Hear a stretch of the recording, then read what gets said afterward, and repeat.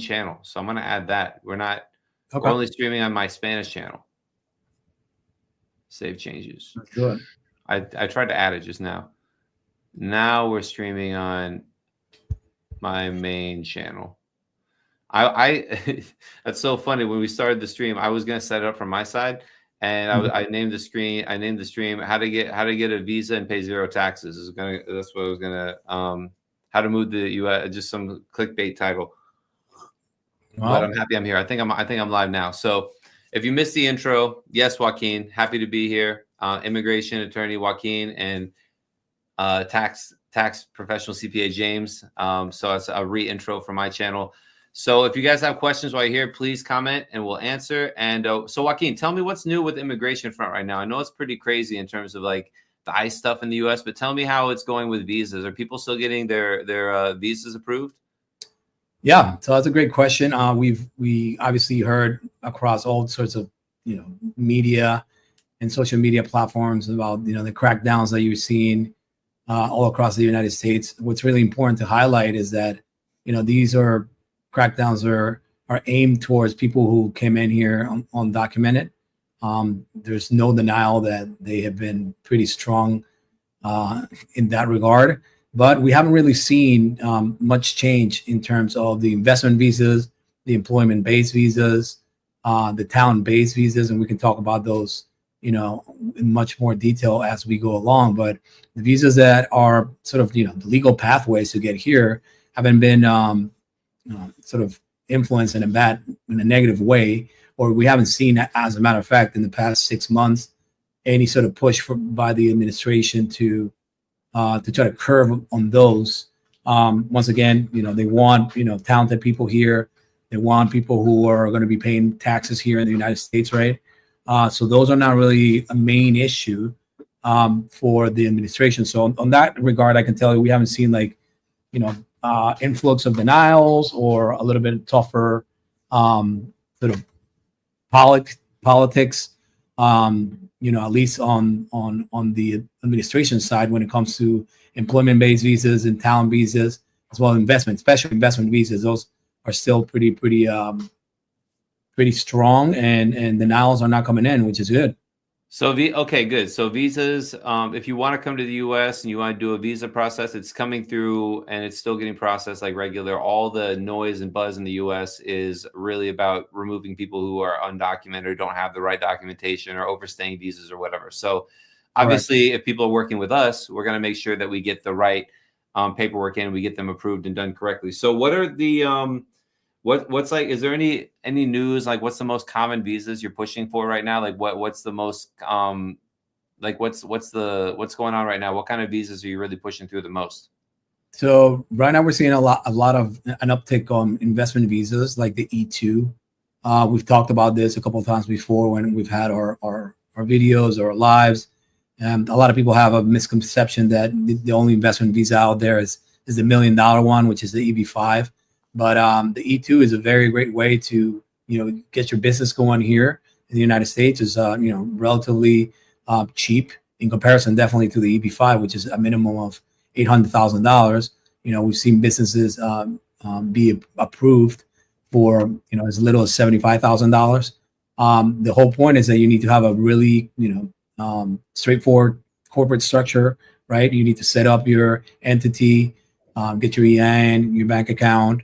And then obviously invest in a business that's either already existing or a franchise, for example, or if you want to do your own business, but it has to make sense, right? So it's really important to document, these investments, make sure that it's pretty clear that you're trying to start a business in the United States that's going to stimulate the economy, that's going to employ Americans or residents, and that it's going to bring in tax revenue, right? So that's why I also, it's really interesting that we're here together so we can talk about those responsibilities on the tax side, and then on the compliance side, right? Because just like anybody else, even if you're a foreigner, if you're here with an investment visa, your business has to file their taxes. So I mean, I'll let you talk a little bit about the process of the entity creations and all that, because it's really important in terms of corporate structuring and how you want to do it. And that's where you come in. And we have obviously worked with you for a very long time. you've helped a lot of our clients when it comes to that. Yeah. So the E2 is super popular because a lot of people can get it for freedom to come in and out of the U.S. Because I've heard, and I'll talk about this in a second, about the pressure that people are getting at USCIS coming in and out of the country without visas, because I think that's been another step up of enforcement. I'll ask that at the end of my question. But when you have an E2 visa, it's really awesome because you can come into the U.S. as you please, come out. You're definitely legally allowed to be here, allowed to work here, allowed to have a business here. But if you stay here less than 183 days in 1 year, or 120 days year over year, you're not a tax resident, or you can avoid being a tax resident, and you can avoid paying tax on your worldwide income. So for a lot of people who just want more global mobility, want access to the U.S., but don't necessarily want to pay taxes on all their income here, the E2 is one of the ideal choices, especially for entrepreneurs and business owners. Now, you can comment on that, but I want to also ask, because this is something that's big that's coming up, that I've heard personally, what experiences have you heard from clients before they have their visa about coming into the U.S. on the ETSA, and what kind of questions they're getting from people? Because I've heard this from clients who've been coming in and out and saying that they wanted E2 now because the immigration people at the airport are being real jerks, and they're being real high pressure with everyone. So tell me some stories about that. Yeah, exactly. So, I mean, in previous administrations, so there's the B1, B2 visa. A lot of people just associate that with that's a tourist visa, when in reality, the B1 part of it, it's a business visa. The only thing is that it's not a business visa in the sense that you can work and actually get paid in the United States, but you can come in here, talk to your potential clients, expand your clientele base, close some contracts, talk to your providers, whatever it may be. That's completely allowed in this type of category of a visa. But now with this new administration, they're getting tougher in questioning this type of things that you're going to be doing in the States. Where the problem comes in is when people don't really know how to explain it, or like you said, you get a jerk agent that's sort of reviewing and your paperwork when you're coming in or asking you questions. People get nervous, and then all of a sudden they say, yes, I have an LLC, I have a business. And they say, hold up, wait a minute. You're saying that you're working here in the United States? And then obviously with the pressure of being in the airport in front of the officials, people tend to, say things that they don't really even mean. And they find themselves in a situation where they can potentially just get, turned right back around. And then all of a sudden they're not allowed to come to the United States, for a certain period of time, where you have to reapply or your visa gets canceled. So more often than not, we're seeing an uptick on people who are realizing this. They have businesses over here, so they say, why not just get an E2 visa? So I have that flexibility. Like you said, you have an E2 visa, you can come in. There's not going to be questions about it. They know about this visa. They know it's one of the most sought after visas, and it's not just simply any visa like the B1, B2. You're actually coming here to do business here in the United States, employ people. So they're not going to be giving you a hard time once you have this type of visa. So it's a great option. And then, like you said, I mean, you can come in and out as many times as you like, and that flexibility. So the B1, B2 is a little different than the ETSA, because B1, B2 means they actually got a visa. The ETSA is just like people who travel without any visa, just on the visa waiver program. And I think that they've been even more strict with that. I talked to a lady who was just getting like some kind of medical procedure done in the U.S. and she was coming in for a follow-up appointment. And they gave her so much crap. They made her show medical records. They made her share a lot of information with the people at the airport to just get in. And she was able to get in and get her appointment and go back.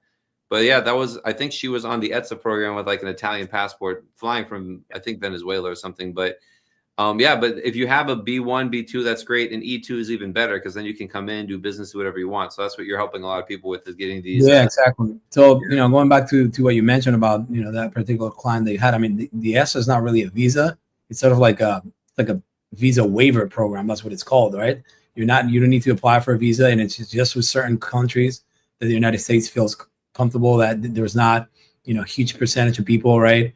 And the statistics that show that they stay, right? So that they feel pretty comfortable in allowing this type of people, but they only give you 3 months, and it doesn't particularly have sort of the description like the B1, where you can do business when you're on a B1. Unfortunately now, not only for people who have ESTAs, but also B1s and B2s, you might be questioned, and it's a pretty sticky situation if you don't know what you're saying, right?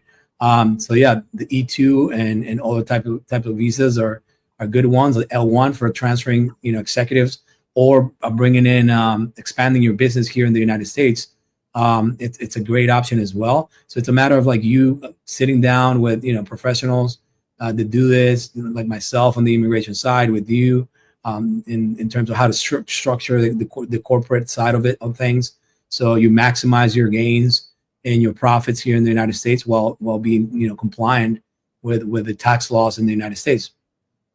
Yeah, and I'm thinking like most of the people from like Europe and stuff, they don't get visas. They just come on the visa waiver program. They just travel in, they do what they got to do, and they leave. But the point is that we're trying to allude to here is that they are being really tough at the airport. If you do travel to the U.S. a couple times a year and you do have some kind of potential business ideas, like if you wanted to do some kind of visa, the E2 is one of the more popular options right now. So tell me right now, the E2 is a investment in basically a business in the US. Tell me some of the most common businesses people are investing in. Like what are people setting up to get their E2 visas? How are they doing it?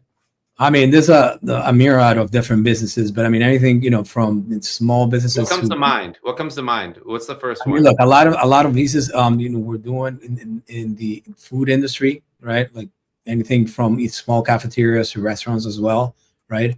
Beauty, commercial cleaning, and also, residential cleaning. And there's also, sort of like elderly care as well. We're seeing a lot of that. And like I said, barbershops are always a big thing that we see a lot. Yes, Even like liquor service stores. businesses, like small service businesses, like Yeah, small service painting businesses, barbershops, business, nail salons, that kind of stuff, right? remodeling, houses or kitchens, pool cleaning services. We've Low seen a lot. overhead businesses, though, right? Yeah, yeah. So they're pretty good. I mean, and relatively speaking, they don't take a much sort of huge amount of investment. I mean, the whole idea is what they want to see it is that the business that you're proposing makes sense, right? The amount of money that you're investing in this business is going to make sense in order for you to like grow the business and then employ Americans. It's not a requirement that you have employees immediately, right, for these investment visas, but they want to see a projection, right, in the business plans that we prepare for USCIS, that you're going to have employees in the future. So that's something that's important to keep in mind. And that takes me back to being compliant with everything that deals with taxation and your renewal of your entity. Perhaps we want to switch the corporate structure depending on how big your business is growing. You have employees, you got to send out 1099s, W2s at the end of the year, all of that. So that's why we'll shift into some compliance stuff. That stuff's the worst, but we'll shift into that. I'll answer those questions. I want to quick transition you, Joaquin.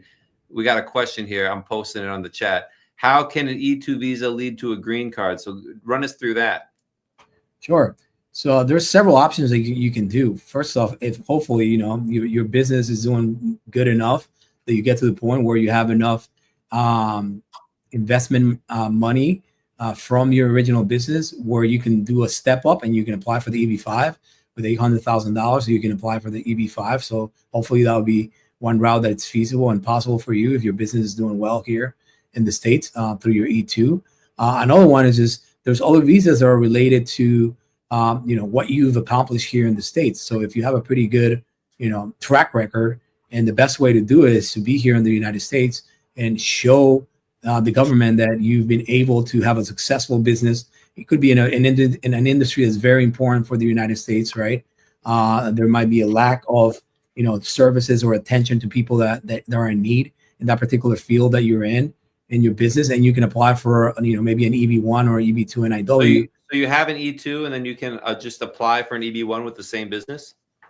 Yeah, it's more about like what you've accomplished with that business and whether that business it's something that it's important to the country if you're doing the EB-2 NIW. But for the EB-1 is whether or not you've been an accomplished person, right? So we look at different criteria. Remuneration is huge, right? How much money you're making, right? It's huge when it comes to that type of visa. So if you've been, really good at expanding your business and employing people, you're sitting in a position where it's pretty convincing that you can create even greater things if you're able to get a green card, right? So there's options, and at the same time, for people who are doing not only the E2, but perhaps they have businesses in their own country, they can do as well, an L1 visa. And L1 is, like I said, an executive transfer visa, or a visa where you come in and you want to start a new office, right, of your business at home here in the States. And then that transitions into later on an EB1C, which is a residency. And you're essentially saying, look, we opened up, a subsidiary here in the United States. We're doing really well. We have expanded our business, right? Our clientele base is growing. And now I don't need to be just here on a temporary basis. I want to be here on a permanent basis. So that's where the EB1C comes in. So there's several pathways to do it. It's just a matter of planning. What's the transition from the L1 to getting a green card? Is it the same thing? You have to file an EB1 or EB2, or isn't it different? You file an EB1C is what it's called. So the L1 is just, we always mention in our lives that there's, for every visa that gives you a residency, there's like a little brother or a little sister, right, of the exact same thing. It's like pretty much the same requirements, but to a much lesser degree, right, and easier to get. In terms of the investment one, like I said, yes, is like the E5 or whatever, right? The EB5 will be the big brother of investments, right, and the E2 will be the little brother, right, or little sister. Oh.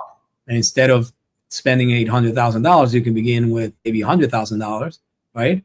And then you establish your business, you grow your business, you start employing people, and hopefully you're doing well enough that you have the necessary investment to do that step up to the big brother, right? I've never heard it explained like that. That's great, because it's crazy. We've had so many conversations, but yeah, I don't think I've really ever heard it explained like that, but that makes a lot of sense. Very clear. And that's why I tell clients all the time, or people that are talking to me like, hey, we want to come to the US. A lot of Canadians on here are like, oh, I'm tired of Canada, but I don't really want to move to Dubai or Mexico or South America. I want to just keep it kind of the same. And they're like, I want to go to the US. So yeah. For Canadians, let me phrase that to a question for you.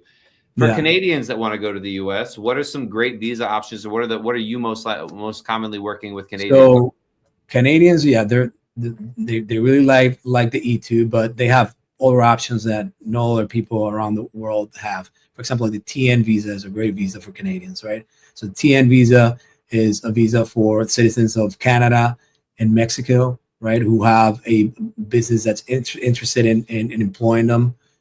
There's about 50 different positions, right, that are included in the list of positions that are allowed to apply. For Canadians, is way easier. You can even actually bring in your application to the port of entry, right, and give it to the officer there. Where for Mexican citizens, you have to go through a little bit of a harder process. But they're very flexible with Canadians here in the United States. The L1 is a great option as well for Canadians. I meet a lot of people who have, service-based businesses, right? And they don't even think about the ability of doing an L1 because they didn't have any conscious understanding of the visas that are available there for Canadians. So, there's a really good relationship between, Canada and the United States when it comes to these visas, and they have a lot of options. E1 as well. A lot of people know about the E2, which is an investment one, but the E1 is a trade visa, right? So long as you're doing out of your international commerce and trade, not the one that you're doing at home, international. If you're doing 50% or more of that commerce or that trade, it could be services like technological services to different companies here in the States. You can get an E1 visa, and it's basically the same benefits as the E2. You can come in here as many times as you like, come out, bring in your family can, spouse can work, your children can go to school. So the E1 is a really, really good option for entrepreneurs, especially people who are also in the tech and service business. And so long as, your company is doing, 50% of their international commerce or trade with the United States, you can apply for this visa. So it's a really good option. So to reiterate Joaquin's point, if you are coming to the U.S., this is definitely not a DIY thing. You should definitely speak with an immigration attorney and figure out what visa is best, because there's so many options and there's so many things to consider. I got a great question from the chat, Joaquin, that I want to jump right into. I'm going to show it for you because I don't know the answer to this either. Should you do, Joaquin, an EB5 visa, or should you apply for the Trump card if you have the money? Well, the Trump card is, as of now, just an idea, but it doesn't exist. Okay. It doesn't exist. It has to be, passed through Congress. There's a process that needs to be ongoing, and it hasn't happened yet. So So don't send Trump $5 million for a Trump card, because it's not real. yeah, they even created a website where you can sign up, and it was like something crazy, like, I don't know, like 500,000 people signed up. But I mean, you still have to go through the legislative process where this visa is actually approved and made into a law where you can give this visa out. So that has not happened. I'm not saying that it can't happen, but the EB5 is the way to go now. The only way to go more now. years to do this, so he'll get it done. So yeah, it might happen for sure. It might happen for sure. It has to pass the Congress, and then he can approve it. So yeah, but as of now, there's no Trump card. It's just publicity at this point, and then hopefully, yeah, they get to it. But right now, EB5 is the only way that you can get through investment and residency. Wonderful. Okay, so good answer. Yeah, good. It's an easy answer. That's not no right or wrong thing. I'm gonna take the channel off. I'm just playing around with StreamYard a little bit and making sure that we get the questions answered and all the things we can do on here. So guys, there's 30 people in here. Ask. Oh, I said that immediately. They left. Ask any questions you have on here about U.S. immigration and U.S. taxes. We just getting started. I'm still asking questions about immigration, but soon we'll talk about tax stuff because I want to get all my questions about immigration out first. So, what's the typical process, the timeline for an E2 visa? So, someone's like, Joaquin, I have this franchise I want to open, or I want to get this E2 visa. How long does it take from like me calling you to like getting the visa in my hand? And just run us through that process a little bit. And then also a follow-up question, which one of these is fastest, the visas? Okay. To get. So yeah, so for the E2, it depends a lot on the client, right? So we have clients that they move very fast. Okay. Obviously the process, as you know, and we use your services all the time. In order to open up the right entity and getting the EIN, it might take a little bit, right, on that end in the bank account. That might take a little bit of time, but after that is done and set up, and you have an entity here with a bank account, EIN, etc., then at that point, then the money can come in, and you can start investing in the business that you want to propose to USCIS. So depending on the speed of the person, right, in terms of investment and giving us all the documentation and information, we can, we're able to, finish a package within a month and a half to 3 months, right? That's typically the sort of the average time, depending on how fast, our clients are. Aside from that, you can certainly, have to go through a second step, which is the interview in your consulate. And the interview in your consulate depends on which country you are. Some consulates are faster than others, but I always tell my clients, it's very realistic for me to say to you that from the time that we say, hey, we're going to do this, right, and we hang up the phone and everything's set up, the contract is set up, and we're getting our hands to work. From that point on, it could be 6 months when you come in with an actual E2 visa. Within a 6 months. Oh, you can come in. Wait, where do you pick up the visa from? So the consulate, depending on the consulate policy. And that's in your home country? Yeah, depending on the U.S. consulate in your home country.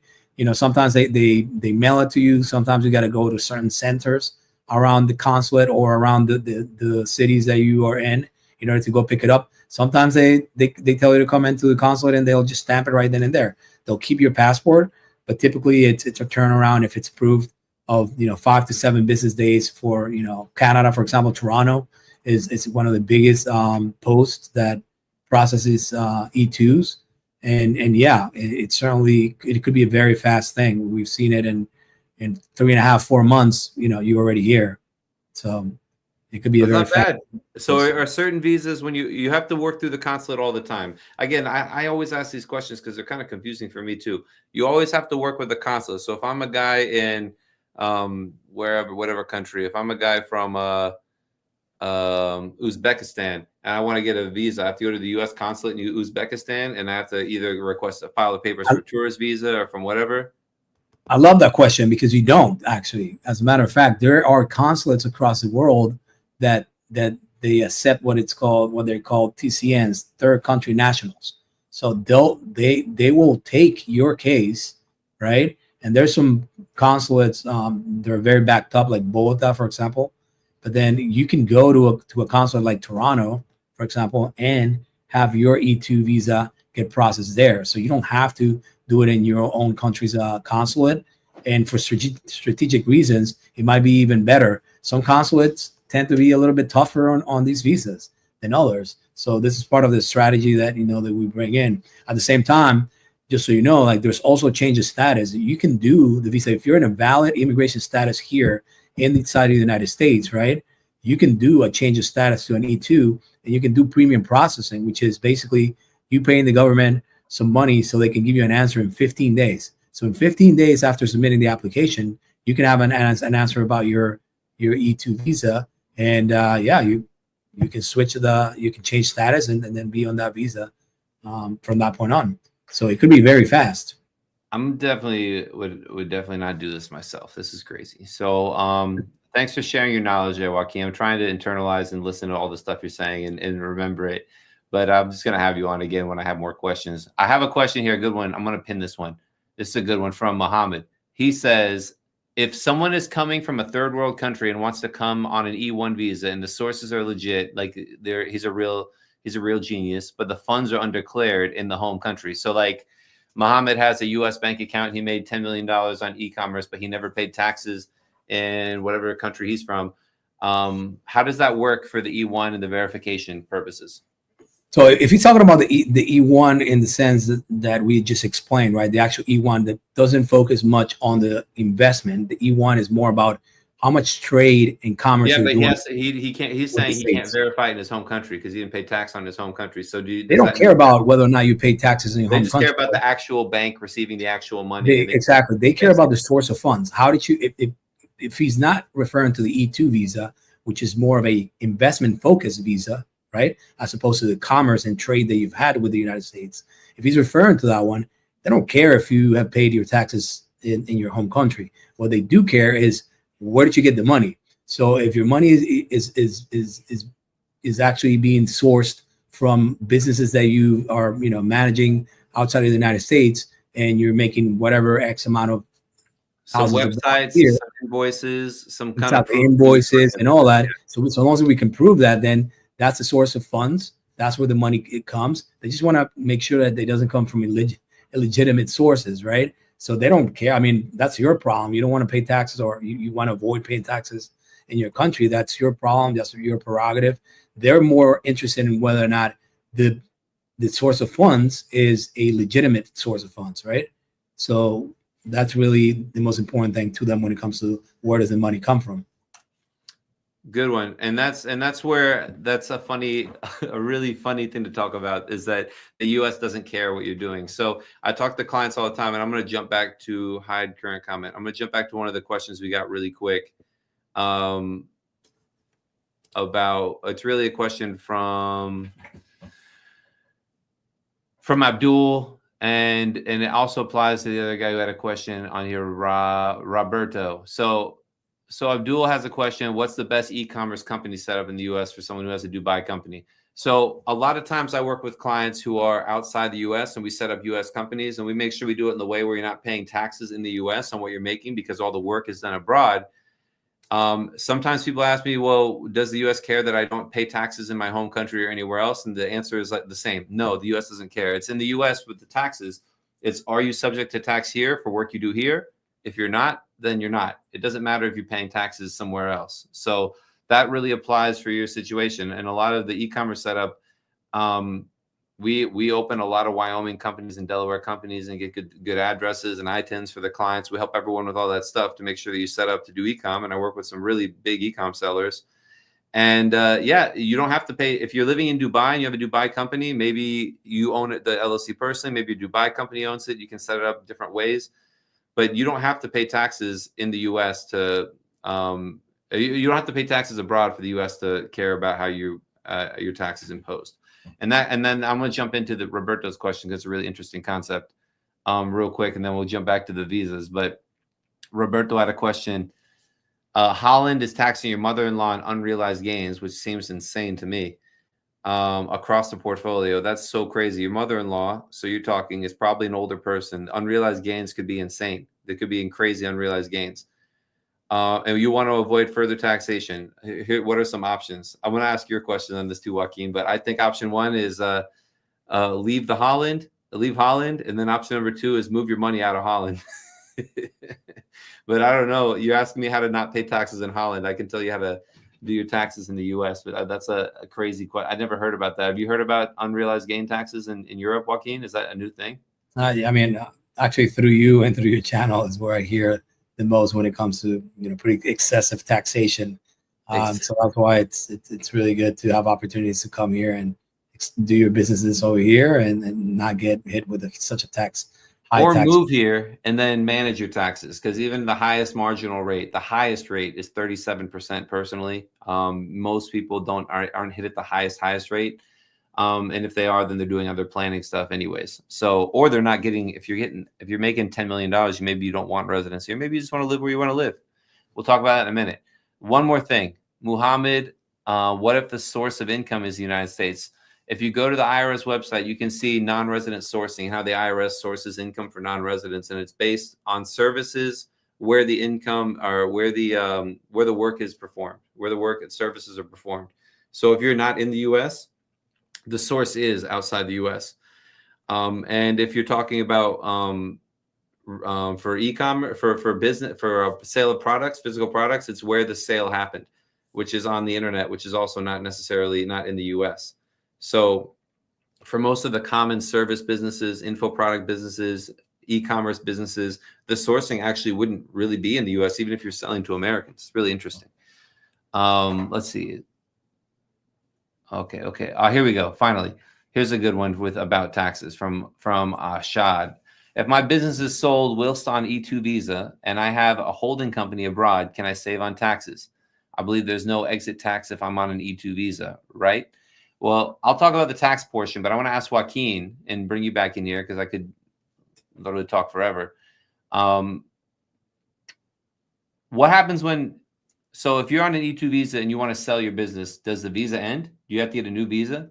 Do you have to renew it immediately, or you can't renew it? How does that work? You can so if you're switching businesses, you have to do another E2 visa if you want to remain in the country with that visa, right? But I mean, you have to stick with the visa, with the business that you apply for the E2. So if the business ceases to exist or is closed, whatever it may be the case, then you have to either apply for a new E2 based on a different business, or you have to, leave the country. So yeah, your business is tied to your visa for sure. Okay, so for the tax portion of it, it depends what you're selling in your business and what your residency is when you're selling. If you are a U.S. resident because you've been living in the U.S. and you sell a business of something, if you own, you can't sell a business to yourself. It has to be done at fair market value, and then you'd be realizing gains on the fair market value of whatever you're selling. So there's a lot of rules around self-dealing and selling stuff to yourself to save on taxes. It's the U.S. tax code is very logical in a lot of the ways it works, and that's why it's so complicated, because it tries to be so fair that it overcomplicates and keeps like, well, in this case, in this case, so it just keeps layering on complexities. But that's definitely a core tenet of taxes, is there's rules among self-dealing. Now, if you sold a business to, and it depends also if it's a physical business. If you have a retail place and you have inventory and you have employees in the U.S., then it's really a U.S. source business. So even if you're not a resident, it's not taxable. But if it would be taxable. But if you're selling IP or something, then potentially you could have a portion of it not be taxable if you do it the right way. What I would say is, if you want to do this, get your E2 visa, get your business, make as much money as possible, and then call me and Joaquin before you sell the business, and we can figure out how we're going to structure the sale and arrange it. But you're kind of skipping to the end of the line with that question. It's a good question. I mean, it's an interesting question, but it's definitely loaded. And I think that was the answer there. Good stuff. What if my business is a holding company? Can you get an E2 with a holding company, Joaquin? Yeah, so long as you're a majority owner, like the regulations just obligate that the person who is going to be the principal applicant owns at least 50% of the business. So if you're holding a member of a holding company, owner of the holding company, and you own 50%, you have a subsidiary that which the holding owns, obviously you're on the 50% range. You might own it completely, the LLC, but so long as you own 50% of that operating business, that's all you need. So yeah, we do that a lot, where you have a holding company and then one subsidiary of the holding company is doing the E2 business visa, and then later on, as they're expanding, they mix it. Essentially, when they do an extension or a renewal of the visa, they we basically put both of them together, so you can have several businesses if you like, right? You just have to make sure that you're putting the right amount of investment into the second one, and you have the projections. That's why we have a team that does business plans for visas. But that's pretty uncommon to do it that way, right? It is. It's a little uncommon, but I mean, sometimes people like mix sort of businesses and services that are sort of similar, right? Like maybe you started with a coffee distribution business, right? And then all of a sudden you want to open up a coffee shop.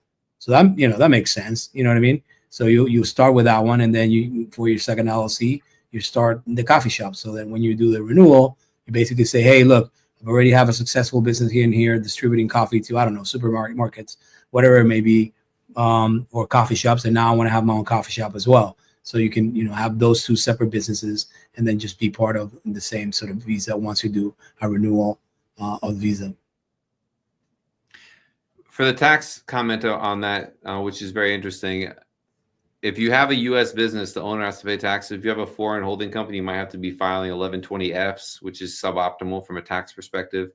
Generally, it's easier to run unless you're using a corporation. So there can be additional complications with taking dividends, taking money out, running the company, what filings you have to do if you have a foreign offshore holding company to get a U.S. visa. I think this is more typically done, and you can comment. I'd love your feedback here with an L1 visa, where you have a multinational that opens a corporation here, and then they do L1 visas. They don't really do E2s for the owners. Or that's more. Yeah, they don't do E2s, and I mean like I said, it's a really really good visa that can lead to a residency, right? With the L1, all you're saying is that, hey, I'm expanding to the United States. I'm opening up a new office, or we already have an office there. We have, Americans and residents that are working there, but we need an executive to go sort of handle business over there and expand the business that we already have. So it's a great way to get a green card later on, because so long as you're proving that you've been adding value to this expansion office here in the States, then you can make a pretty convincing argument that it's necessary for the person to stay here permanently. So that's a really good way to do it. So for the people who have successful businesses in their homeland, you can, even for yourself, if you're the owner, so long as you have other people that can handle, the operation at your country, in your country. But yeah, but as we mentioned, those are generally like bigger companies. I have a buddy on an L1 here, but it's from they have 50 employees in the foreign office, and they have 40 employees here. It's like generally a bigger thing. So E2s are more like solo entrepreneurs. It's like Bobby makes money and he wants to an E2, so he just opens his own business, gets an E2. Correct, exactly. Because I think there's a lot more compliance and stuff, or with the L1s. It's just not. Yeah, for the L1, you could do it. The ones that you're talking about, where they have 40, 50 people over here, like they call them blanket Ls, right? So it's basically like a little bit of a more of a streamlined process, because they know, okay, you have X amount of. The employer is already approved, and they just need to do the verification on the employee level, right? Exactly. Yeah. So yeah, it's a different process, but it doesn't mean that medium to small and medium companies aren't able to do so, right? You have to find the right people to guide you to do it correctly. Joaquin, I got a really interesting one from our friend Oyinda Akinyemi. I'm not gonna post it because it's in 4 questions. Do you see it on the chat here? I don't. So apparently Oyinda's B1, B2 got canceled. She should have obtained a medical visa instead of a visiting visa, so she got the wrong visa, and she cited the code. Renewing the visa is a hassle because she gets pulled over. I think it's a she, excuse me if it's not. If you get pulled over whenever you come to the U.S., is there any way of overturning, getting this off the records? Well, I mean, if your visa was canceled already, you have to go back to your consulate and then, apply for another one. Time heals everything. So I don't know how long ago that happened, but if you wait a little bit longer, that's something that certainly helps. It says Same many time, years ago. yeah, okay, well that's good. We would like to do something that is called a FOIA request because it's really important to understand why it was canceled, right? Well, A she lot of says people, it says it on here because because they got the wrong visa. It should have yeah, been a well, medical that's visa the thing. instead of a That's the business thing. visa. So, in my experience, and I'm not saying the person that asked the question is being untruthful, but like things happen, people forget what really happened in the interaction with the agents. So that's why you get a FOIA, which is a Freedom of Information Act request. We do those, and then that way we get literally, if they allow it. Sometimes they don't allow it, and they want to keep things confidential. But most of the times they'll give you basically a description of what happened, why was it canceled, what's their position, meaning the government, on why it was canceled. And with that assessment, we're able to help you strategize in the best manner. So when you go back to the embassy and try to get, a visa, you have a much better chance of being approved. Good one. So email Joaquin and figure out how to do a FOIA and stuff. Like obviously work with an attorney and figure it out. Joaquin's an immigration attorney, works all the time, always working, works way more than me. He's the best. Okay, so My Life Gamer. Is it possible to raise money for your business based in the US if you're operating the business remotely? I know it's not an immigration question. I'll answer quickly, and I'd love to hear your feedback, but it's always possible to raise money for any business as long as you have the good numbers and you meet the right investors. Um, anyone can fund or invest in any business anywhere. It's just more typically, if they're going to do it in the US, it's through a US company. I've seen it done through foreign companies. I've seen all kinds of crazy stuff, but ultimately you have to have a good business model and you have to have it presented in a way to which the right investor wants to invest in it. And then you have to meet those investors. Oftentimes with a US company, it's more standard, it's more accepted and more common. That's Right. Anything to add? I mean, on that, I mean, look, for the investment visas, like the money has to be yours, right? So it could be a gift too. A lot of people don't know this, but we do a lot of E2 visas where, hey, my mom or my dad gave me, $75,000 to do this, and that's totally fine. We obviously have we call them gift affidavits, where they're saying, hey, like there's no, obligation on the part of my son, or even it could be even a friend, right? Well, to repay me this money that I'm giving them. It's a gift, right? No expectation of payment. It's not a loan, and you can raise the money that way. But if you have investors, then that's not like sort of your money. It has to be your money when you're applying for these visas, and if you have investors, then that wouldn't count for the investment visas. Great question. It wasn't really the right. Okay, I'm gonna go to the next one. That's a good. That wasn't really what I was asking, but that's a good piece of information you shared, anyways. So I like that. Okay, Ryan has a question on here. I need to create U.S. and business bank accounts and rent a room. I need to create U.S. and business bank accounts and rent a room in the U.S. to get my payment gateway on. I have all my EINs and stuff. Which visa would be appropriate for it? Would it be a difficult process? Now, I'm going to comment here, and I'd love your feedback again. Hopefully, I give you some space to answer. So, yeah, Ryan, the payment processor stuff can be pretty annoying. You don't have to necessarily get a visa to rent a room. You can rent a room from abroad. You can just do it online. I mean, we've helped clients kind of manage this before. If you can just go on Craigslist and find a place and rent it. I don't think you might need a visa to come visit the place, but you might be able to rent it or use the address or get some bills on there without actually coming to the US.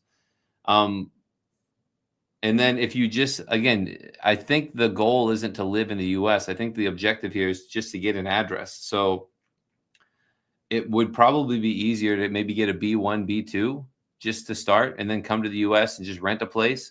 Most people that are renting apartments aren't going to check your visa status. I don't know. I don't think they're required to do that at all, right? Yeah, I mean that's not typically an issue. I mean, you lived in Miami. You know how many people that are foreigners that own apartments here in Miami. So that's not really an issue.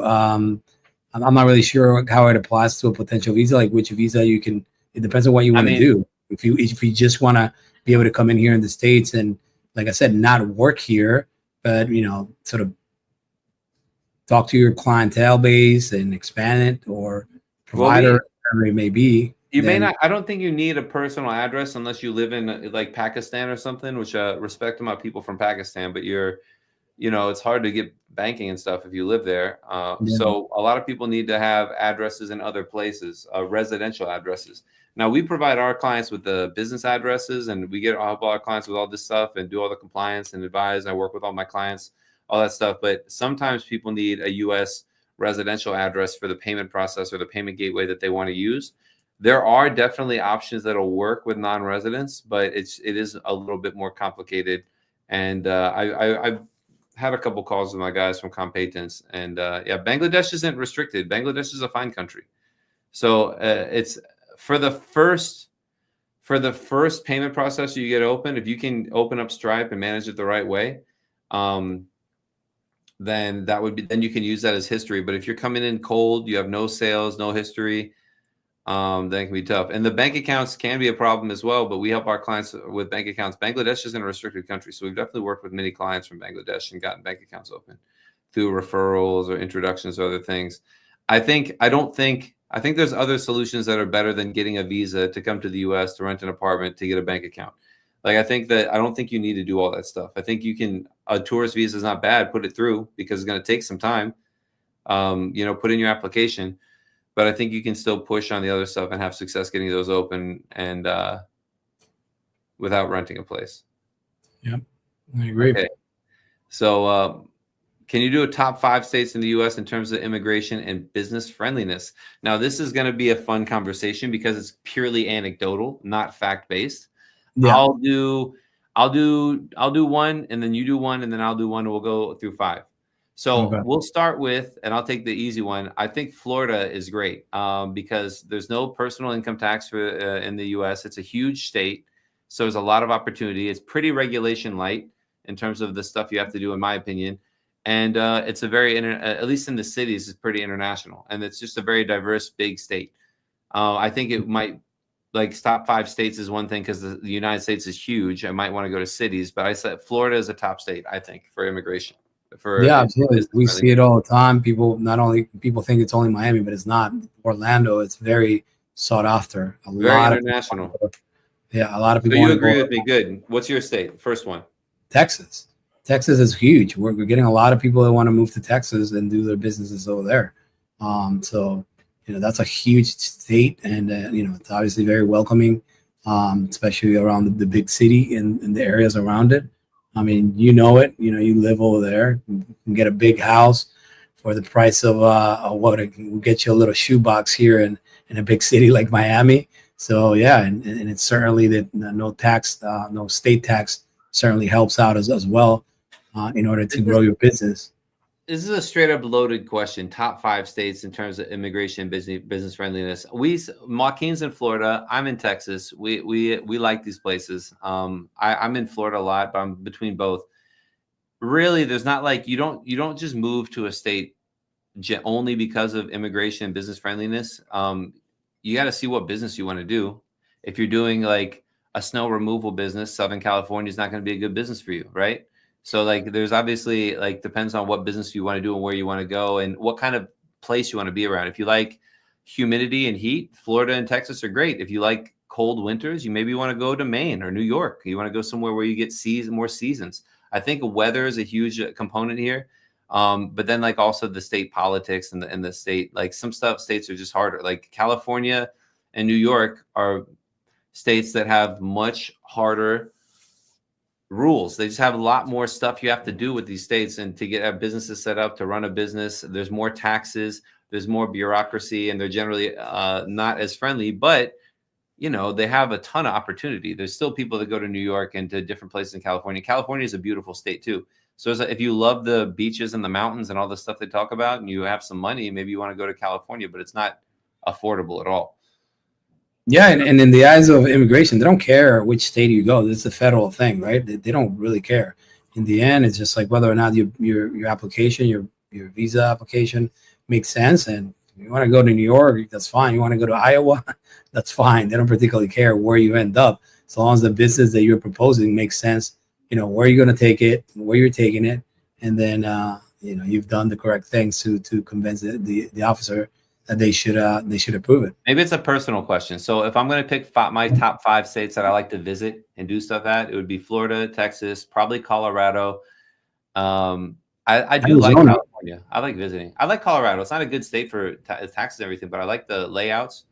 I like a lot of the Midwest. I like Utah is cool. I like Nevada is great. I probably like Nevada over California.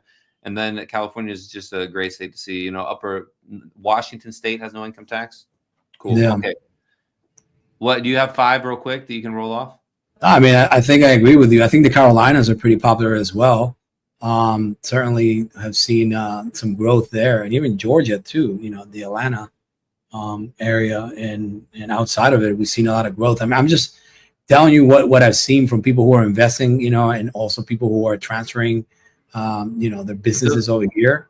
The southern U.S. is except for maybe Florida and Texas, but like the southeast U.S., like between Alabama, Georgia, there's just a lower cost. Everything's cheaper. So it's a lower cost to start a business than if you're going to a high regulation, high, cost of living state. You can look at the cost of living. So I'm going to go to the next one because I don't know how long, if you want to stay here for 3 hours, but I'm going to answer these questions. We'll get through. I not even talk about any of my tax stuff. I just like answering questions. Emma is a dual citizen, U.S. and Canada. Doesn't have. Oh, I still have that post. I should have posted this one. Sorry. Emma's a dual citizen from U.S. and Canada. Doesn't have bank accounts in the U.S. No credit score. Good credit in Canada. Looking to move back to the U.S. but not sure how. Well, first of all, if you're a U.S. citizen, you have to file your U.S. income tax returns. Probably no taxes to pay because you pay taxes in Canada, but you still have to file every year and do foreign bank account reports and all that.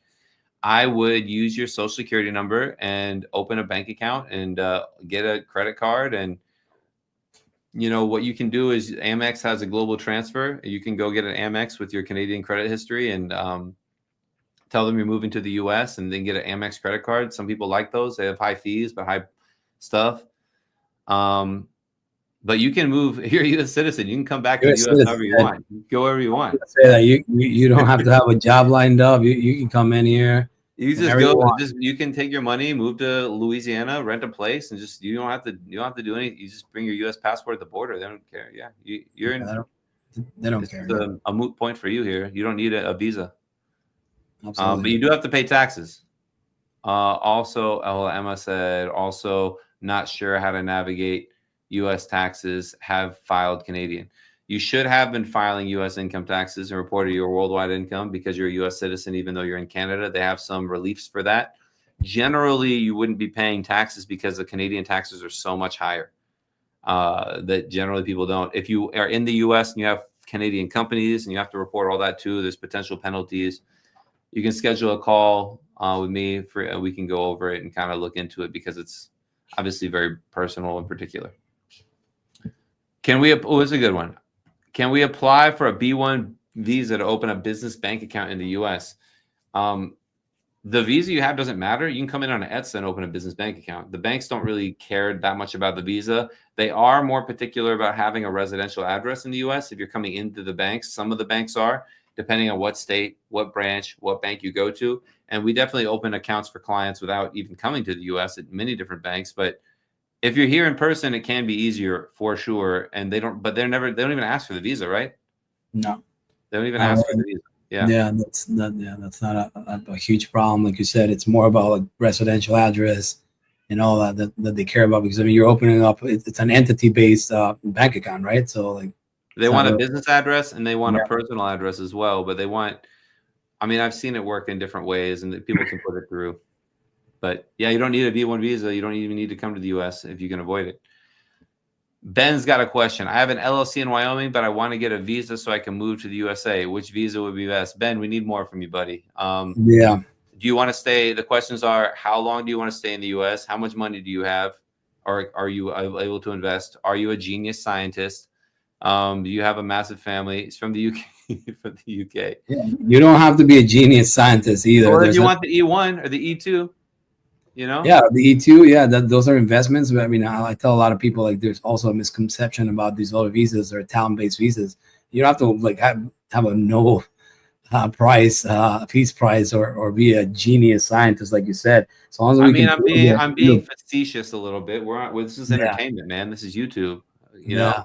But yeah, there's definitely a lot of options. O Ben, one. How does we didn't even talk about this. Good one, Ben. So how does the O1 work? How would someone from the UK who wants to spend 6 months in the US at least get an O1 visa? And how does the O1 work? We didn't even talk about that. So the O1 is the little sister of the EB1, right? It's a talent-based visa, right? It's really it has great benefits that they give it to you up to 3 years, and you can renew it as many times as you like. You have to just prove that you meet, 3 of the 8 criteria they lay out. Whether or not you have good remuneration, whether or not you've been sort of like in the media, you've published articles within your industry, right? If you're like part of an association, that it's like a distinguished association within your industry. If you've been like a judge in a panel of other people within your industry, if you had a critical role in like big companies, right? For example, like we work with a lot of people who are in tech, right? Or finance, right? Or you're an entrepreneur, right? If you've done really well in your business, you can certainly try to apply for this type of visa. So it's a really good visa. Like I said, it gives you 3 years. You can bring in your family with you, children under 21, spouse, and it gives you the opportunity to come here to the States and also work on your profile so you can apply for an EB1 and get a residency. So it's a really good visa. It's just a lot of people don't know about it. Yeah. But if you and what a good attorney will do. Okay, good. What a good attorney will do here is help you build your case while you're working with them. So if you call Joaquin and you're like, hey, I want to do this O1, Joaquin is like, you got 2 boxes. Let's get that third one checked. And you guys get on a panel, write some articles, do what you got to do, and put that case together, and you can get an O1. O1's definitely doable. All of these visas are doable. You just have to check the boxes. It's all pretty. So yeah, reach out to Joaquin. Joaquin, maybe you have his email channel, whatever. You got all the stuff. sure. Put it in there. Absolutely. You Absolutely. We get can an definitely help you out. I right. mean, I always tell people, especially with talent-based visas, it's like just because you might not be there right now, it doesn't mean that you won't get there. So it's just a matter of strategizing, partnering up with a firm like mine, and we can just get your profile a little bit more polished and ready to apply for this visa, and so you can come here with your family. I was checking out your Instagram page, and I saw one of the guys I sent over you, and he had the whole.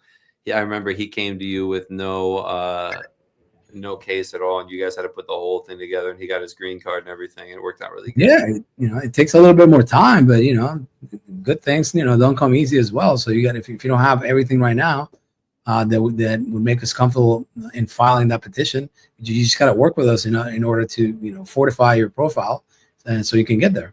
So I'm going to answer the last couple questions on here, and then I'm going to go on a mini rant about taxes when you get your e-visa and the immigration stuff, and then you can feel free to interrupt me. But this last question here we got from Rizwan. Can't you open a service that offers a physical address, essentially a permit for foreigners to open a bank account similar to a virtual address? Yeah, we have that service. We offer addresses. We just don't offer residential addresses. The problem with the residential address is not as scalable. I'd have to be renting apartments all the time or using houses. I don't have that. But the business addresses we definitely have, and we help our clients get the bank accounts and the addresses. So we kind of run through the whole thing. That we do have that service, and we guarantee the accounts if we work with clients. Some clients we can't help, but we do guarantee that. So, hold on. Okay. I currently live abroad, but travel the U.S. Okay. What up, Ashish? Okay, so I'm going to go. Okay, so if you are interested in getting a U.S. visa, the important tax considerations are as follows. If you spend more than 120 days in the U.S. year over year, you would pass the substantial presence test, and be a U.S. resident. If you spend over 183 days in a given year, you're generally a U.S. resident. And that means you have to report and pay tax on your worldwide income.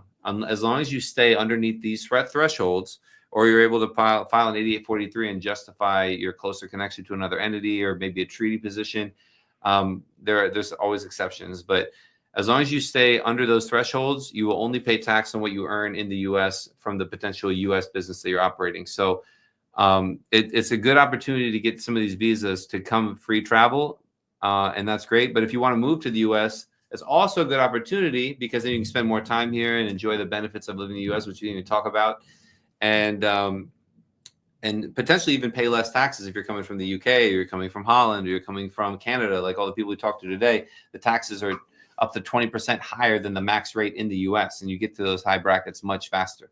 In the US, you can make $500,000 a year, be paying 25%, which is half as much as you pay in Canada for the same similar amounts. So that's kind of how it works in general. When you are a U.S. resident, you have to report everything on your worldwide income, but there's definitely planning stuff we can do. So that's the conversation we can have after you get your visa. Joaquin, I have nothing to do. I'm not in a hurry to run off this. It's been an hour. If you got to go, you can go, but I'm going to stay on and keep answering questions and hang out. Yeah. No worries. I can stay on until about 4:55. Yeah. Sweet. So we got a good 20 minutes. Fun. I have it set up really nice on the thing, so I have like a little prompt. Oh yeah, of course. Let's do it. And I can do it. I like chatting to people. Let's do it. And I'm like super high energy to drink this coffee. I'm jacked up. So let's go. Oyinda's back with another question. Oyinda has that's a good one.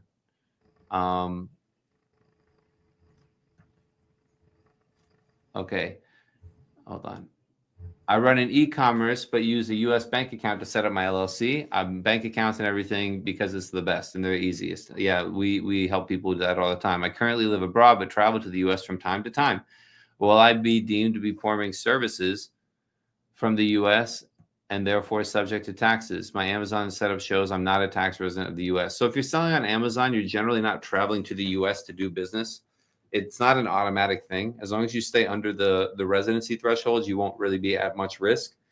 It depends on what you're doing. Obviously, if you're coming to the U.S. and you're speaking at a conference and you're getting paid speaker fees, that's hard to argue that. But if you're running an e-commerce business that runs the same whether you're in the U.S. or abroad, it's first of all, the IRS isn't going to ask the question. And second, if they get to the point where they're actually asking the question and challenging you about this, you have like a really good argument. So I think the risk altogether is pretty low. It's hard to say when and where you're earning the income. I have a lot of clients that travel to the U.S. 115 days a year, and they don't pay any taxes here because they're not working when they're here is the whole argument. So just don't do any live performances and try and stay away from doing anything that would be like in your face business work. That's kind of my advice there. Would we have the immigration risk from that side, Joaquin? Any kind of like coming to the U.S. and like working on your online business? In here in the United States, well, it's a gray area. Like when they were writing the regulations, they weren't thinking about the internet and all that. But I take the position that if you're inside the United States, you're making money here and you're working in here, you're working without an authorization. So yeah, but this is different from this is someone who runs an e-commerce store and they're in the U.S. for 3 weeks. Are they really working here? That's what we're talking about. No, I mean, I don't. Like I said, first off, it'll be extremely hard for somebody to notice. Who's challenging that, right? Exactly, but in general, like if it's like 3 weeks and you're here vacationing and you're answering some emails, whatever, for your team and all that, doesn't really mean that you're working here without an authorization. So no, I don't think so. Okay. Real quick, Ryan. We definitely help with this stuff, but we work with people that already have LLCs. We just help them change the address and we get a new EIN letter for a new address for the LLCs. And even if you don't change the address, you can still make it work. I don't think. And if you wanted to, our service costs the same. We open new LLCs. We can work with the same LLC. It doesn't matter. It's definitely look into. Schedule a free call and see if it's a good fit. I have no secret to tell you to get this done. I don't know enough details here, but we got a question from a man, a shish over here. Wants to open an LLC, doesn't know about the state, already have B1, B2 visa. I'd say if you're concerned about banking, I mean, you're from India, so you're not too restricted on the banking stuff. You can do online accounts. But if you go have a B1, B2, and you have a cousin that lives in New Hampshire and you're always in New Hampshire, maybe you would want to consider New Hampshire LLC. New Hampshire LLCs actually suck. Let's say your cousin lives in Missouri or Texas or Florida. If you go and visit one state over and over, it is easier to do banking if your LLC is registered in that state. I know I'm in Texas. I'm an American. I have my addresses and all that stuff. I have LLCs in different states. I go around to the banks here and they like, is your LLC registered in Texas? Oh, nope, we can't work with you. Only some of the major banks will do it. They're so annoying. Like, it's registered in Wyoming. Who's going to go to Wyoming? There's no banks in Wyoming. You go to Wyoming, there's like 400 people that live in Wyoming. You thought I was going to say 400,000. There's 400 people that live in the state of Wyoming where everyone opens their LLCs. Yeah. Delaware's even worse. Delaware's one highway. I've driven through Delaware 47 times. I've never been to Delaware. I've just driven through it 47 times. Have you been to Delaware, Joaquin? I have been to Delaware, yes. But how many times have you driven through it? Well, I guess you're not from. I'm from Jersey, so we drive through it every time. Yeah, summer times, there's some beaches over there that we used to. That's about it. Delaware Tourism Commission. Contact Joaquin for promo opportunity. Okay. Okay, we got some more questions. Nice. This is a good one. Do we help people buy real estate without visiting? I can help you do your taxes and comply and get your accounts and stuff open without visiting. You should work with a real estate agent. I talk to so many people who are doing Section 8 real estate flipping who never been to the U.S. So it's definitely, it's not like a one size fits all service. You're gonna have real estate attorneys that you talk to in the state where the real estate is. You're gonna have accountants on the federal state level. I can do all taxes for any states, any federal. It's mostly federal taxes. But like if you're buying property in New Mexico, the state, you want a real estate attorney out there to look over what you're buying. You want a local attorney, especially if you're making a big investment in something like real estate. So it's not really one size fits all. They have a lot of programs that'll teach you how to do it. We got a question from my guy here, Osiris. How do you say that in Spanish? Osiris. I think it's Osiris. Is it right? Joaquin, how would you pronounce this in Spanish? Osiris? Osiris. That's a cool name. It's definitely more common than Osiris, I think. If a Mexican citizen, I have my visa, been in the U.S. many times, I have a social security number because you're a college international student. Nice. That's helpful. This is a good one. Okay. If I have your LLC doing SaaS in digital marketing, can you pay your taxes in the U.S. instead of Mexico? I worked with many, many Mexicans in my day. And I worked with many attorneys in Mexico. I'm texting them right now. I'm meeting people all the time. It's obviously a close country, and Mexico is an interesting place. I'm not a Mexican attorney, but from my experience, half of the attorneys I talk to, maybe more than half, will tell you to use an LLC and don't report it in Mexico and just leave the money in the U.S. It's not probably the legal answer. I'll have other attorneys say, yes, make a corporate election and file as a corporation, pay 21% taxes, and then pay over your minimum. You can pay in Mexico, you can make $150,000 a year as a contractor or as a self-employed person, and you pay 3% tax on that. It's based on the exchange rate, it's a peso amount. So you can make $170,000 a year in Mexico and pay 3%, all in the Mexican banks, legally fine. But if you're making $800,000 a year, on the other $600,000, you're paying 50-60%. So if you wanted to have a corporation and pay 21% in the U.S. and then send over payments to yourself of $150,000 a year and leave the rest in the U.S., you can do that. Most of the people, and I have clients that do that. Most of my clients in Mexico just use LLCs anyways, and just don't report it in Mexico. Mexican tax system is really integrated with their banks there. So it's really a risk reward option. You can definitely pay your taxes in the US instead of Mexico, but ultimately at the end of the day, you're still running the whole business. And it's like that US corporations doing business in Mexico anyway. So you're still facing risks in Mexico if you're not paying tax in Mexico, whether it's at the corporate rate in the US or at the LLC tax-free rate in the US. So if you're doing at less than 150,000, just take it all in Mexico and pay 3%. That's my answer there. Oh, yeah, we can help you to put everything in order. Of course, you can schedule a free call, and that eventually you can get a call to me, a discounted call. I do calls all the time. I'm happy to discuss it with you, but you can do a free call, jamesbakercpa.com/schedule. And yeah, we definitely work with people who have set up LLCs all the time, because you can set up an LLC really cheap. a lot of people set them up and they're like, I can't figure this out. And then they work with us. And that's why we're very busy. Half the clients we work with already have stuff set up, and then they engage us to fix it. I'm going to get through these questions. Ashish has one more. I want to start LTAD business and I want to keep warehouse and keep inventory. If you're going to be doing online, if you're going to be doing a warehouse business and inventory, you probably want a U.S. corporation or an LLC tax as a corporation for that business to stop other tax exposure. Most people do those as cost centers. Yeah. Count us in on that one. Okay, yeah, you can do that. Schedule calls. How fast can we close a Delaware LLC? Delaware is the worst because it's expensive to close. You have to make sure it's up to date. Maybe a month. A lot of people just stop paying the renewals and let them expire. I should have popped that one up here.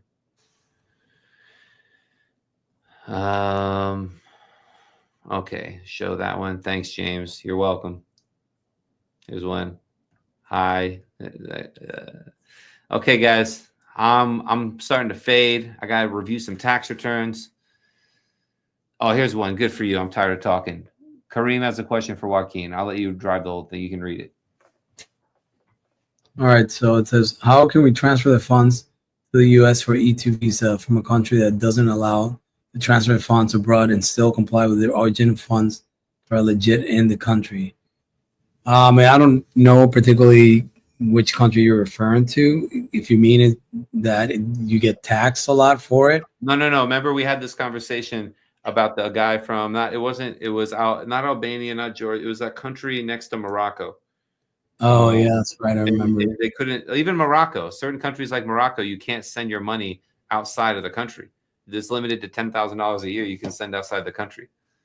Yeah, well, I mean, you have to get it out to the States somehow, some way, right? You have to transfer it to the bank account of the operating business. Perhaps, you start invoicing, and this is where James comes in, where you can have a really good structure where you can invoice basically through your American entity, and then that money can then later be used as a source of funds for the UE2 visa. So we have a thing where if you can, here's a workaround, was like if you have a rich friend, you basically give him money in your home country and he gives you money from outside the country. So do some kind of shenanigans deal where someone gives you money from, like you say you have your friend Bobby, you have $1 million, and I'm gonna look up this country. Give me a second. Because I forget the name of it, but it was a specific one. We were trying to help this guy, and it was Algeria, big ass country. So the guy from Algeria wants to do an E2. He has $1 million. A lot of countries, right? Tunisia, Algeria, a lot of this region. He has $1 million in the bank. Your best friend has money here and in Dubai. You give him $100,000 in Algeria. He gives you 98,000 in Dubai. He makes money, and you have the money you need, and you put it as a formal gift, and that's it. Yeah. This might even be the guy I was talking about. Yeah, that's it might even be the same guy. I think it's the same name. Yeah. So Tunisia, that's the one. Yeah. So it's still something that's the answer if we can find something like that. But does it work? You do that? Yeah, I mean, like I said, so long as we can show the source of funds, and have somebody just get it. We just got to trace it, right? So you can say that he was doing some sort of service for you, or you gave him a loan, or you lent him money over there, and there's documentation that shows that you gave him a loan, and then now he's paying you back, but he's paying you back in your bank account in the States. I don't see a problem with that.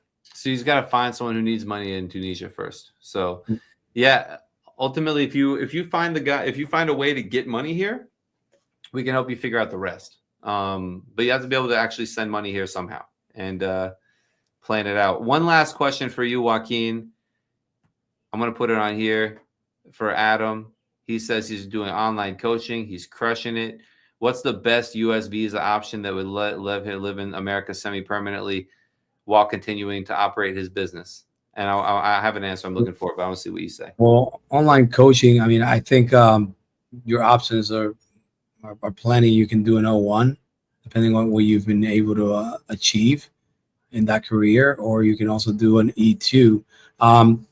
You're saying that I don't know how many sort of people or businesses you have helped in the United States, right? Or what percentage it is that you do. But if it's 50% or more, you could potentially do even an E1, where the investment is not the main focus. So the answer is, to cut you off, Joaquin, the answer is schedule a call with Joaquin and see what plan fits the best and apply for that visa. That's the answer. Let's talk about it. Pretty much. Yeah. Leo can try any major bank. So Leo had one. I'm going to hang up, but I love answering questions. Leo said, I want a LLC in Delaware where she opened an account. Online banks are the best. And then whatever city you're traveling to, you can apply, but at major banks, Chase, Bank of America.